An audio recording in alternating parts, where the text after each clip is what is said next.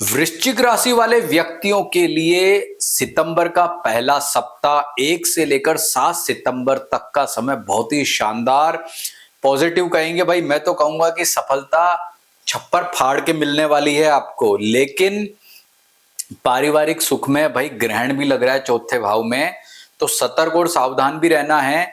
तो क्या क्या सावधानियां रखनी है, क्या छप्पर फाड़ के रिजल्ट आपको मिलने वाले हैं, सभी की चर्चा इस वीडियो में करेंगे। तो पूरा वीडियो जरूर जरूर देखें, क्योंकि यहाँ आपको केवल साप्ताहिक राशिफल नहीं बताया जाता बल्कि नक्षत्र फल भी बताया जाता है। और इस राशिफल को पर्सनल यानी कि व्यक्तिगत करके कैसे आप किसका लाभ उठा ले उसकी चर्चा, उसके सिद्धांतों को यहाँ पर आपको बताएंगे। तो पूरा वीडियो जरूर देखना। जन्म नक्षत्र पता करना है तो अपना date of birth, time, place WhatsApp पर जो है हमारा नंबर, इस पर भेज दो या फिर जो है हमें कमेंट में लिख के भेज दो। लेकिन नीचे एक लाइन जरूर लिख देना कि मेरा जन्म नक्षत्र, जन्म राशि बताएं। शुरुआत करते हैं स्वास्थ्य से। स्वास्थ्य के मामले में अनुकूलता है, क्योंकि सबसे बड़ी बात क्या है कि आपके लिए जो है वो अभी मंगल 11th हाउस में ट्रांजिट करके बहुत ही शानदार और पॉजिटिव फल प्रदान कर रहे हैं। यानी कि यह मामला आपके लिए बहुत शानदार कहा जा सकता है। लेकिन इस महीने, इस सप्ताह में 2 दिन ऐसे भी हैं, जो 1.5 दिन कहूंगा मैं, कि आपके लिए जो है बहुत ज्यादा सतर्कता वाले हैं। तो 6 तारीख का आधा दिन और 7 तारीख, ये 2 जो दिन हैं, इनमें आपका चंद्रमा जो है वो चौथे भाव से ट्रांजिट करेगा। तो इस दौरान आपको बहुत ज्यादा सतर्कता और सावधानी रखनी होगी। बाकी आपके लिए जो समय है वो उत्तम फल वाला कहा जा सकता है। और ये सफलता छप्पर फाड़ के मैं क्यों बोल रहा हूं, क्योंकि एक तो मंगल, सूर्य, बुध, शुक्र, ये सारे मैक्सिमम जो ग्रह आपको अच्छे फल प्रदान करेंगे। ठीक है, गुरु और राहु जो नेगेटिव चल रहे थे, चलते रहेंगे, वो ठीक है, उनका नेगेटिव चलना अपनी जगह। लेकिन जो ग्रह पॉजिटिव हुए हैं वो आपको एक अच्छी सफलता यहाँ प्रदान कर रहे हैं। तो केवल एक ग्रहण का मामला है, उसको अनुकूल करने के लिए अपना मानसिक यानी मानसिक तौर पर आपको स्ट्रांग रहना होगा। कोई छोटी मोटी दिक्कत या परेशानी आ जाती तो उससे घबराने की जरूरत नहीं है, क्योंकि उसका समाधान भी शीघ्र हो जाएगा। फिर भी ये दिक्कत से बचने के लिए आपको भगवान शिव की पूजा आराधना करने से बहुत लाभ होगा। आर्थिक मामलों में देखें तो आर्थिक मामलों में थोड़ी उठापटक दिखती है, लेकिन फिर भी आपका जो परिश्रम है, मेहनत है, उसके अनुसार आपको रिजल्ट की प्राप्ति होगी। यानी कि आर्थिक तौर पर समय पहले की अपेक्षा आपके लिए अच्छा कहा जा सकता है। कुछ नया करना चाहते हो तो बेशक ये समय आपके लिए ज्यादा अच्छा कह सकते हैं।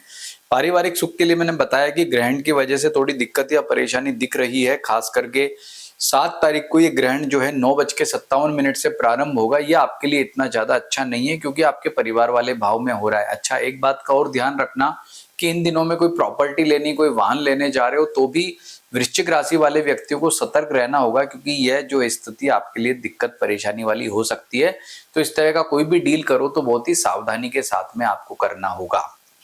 अब बात करते हैं आपके विवाह यानी कि वैवाहिक सुख की। तो वैवाहिक सुख के मामले में ये सप्ताह आपके लिए बहुत ही श्रेष्ठ है। जीवन साथी से अच्छी बॉन्डिंग रहेगी और दोनों में अच्छा सामंजस्य रहेगा। यदि आपका विवाह नहीं हुआ है, आप किसी अपने पार्टनर के साथ में रहते हैं तो उनसे सामंजस्य बेहतर रहेगा। यदि केवल मित्रता है तो भी आपका ये जो लव लाइफ वाला मामला इस सप्ताह काफी अच्छा कह सकते हैं। लेकिन फिर भी मैं कहूंगा भाई 2 दिन या 1.5 दिन मान लो कि शनिवार को आधा दिन और रविवार को आपको ज्यादा सतर्क और सावधान रहने की जरूरत होगी।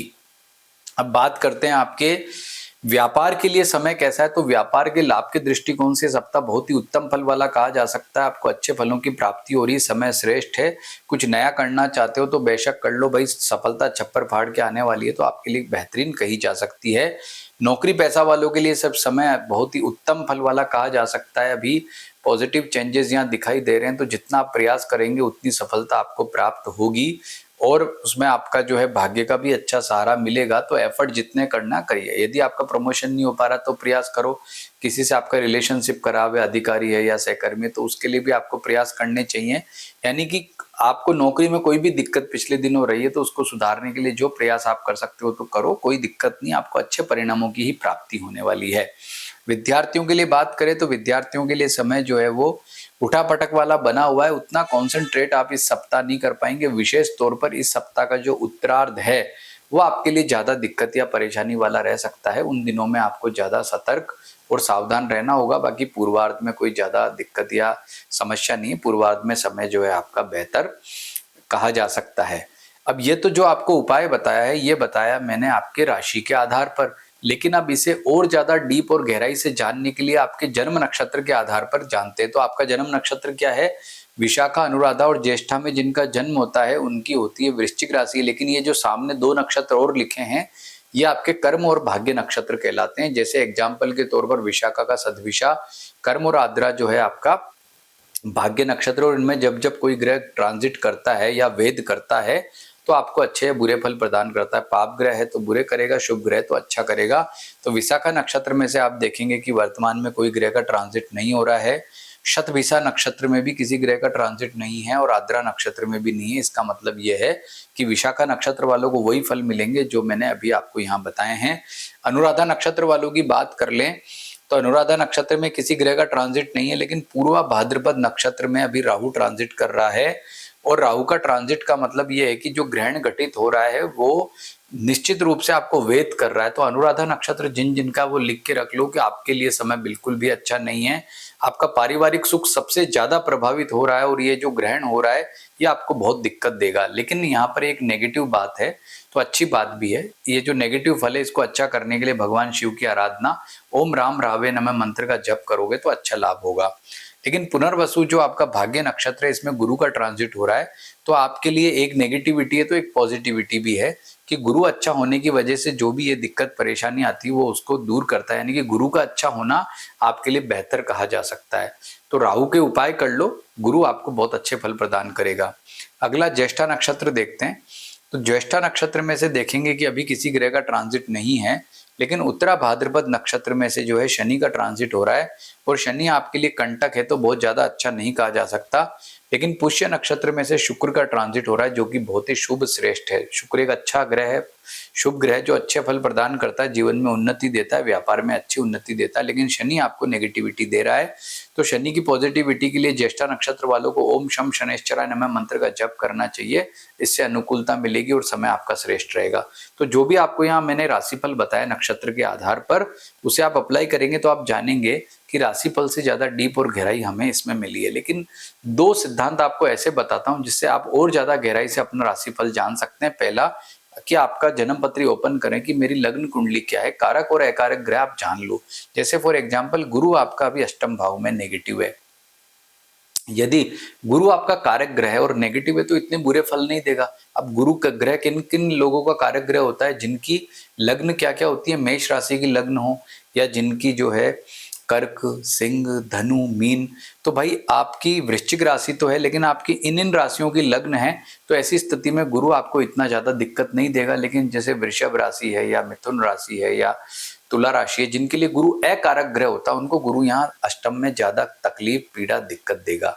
तो इस सिद्धांत को आप देख करके ये पता लगा सकते हैं कि कोई ग्रह आपको कैसा फल देने वाला है व्यक्तिगत रूप से। इसके अलावा भिन्नाष्टक वर्ग को भी देखें, अपनी कुंडली ओपन करो।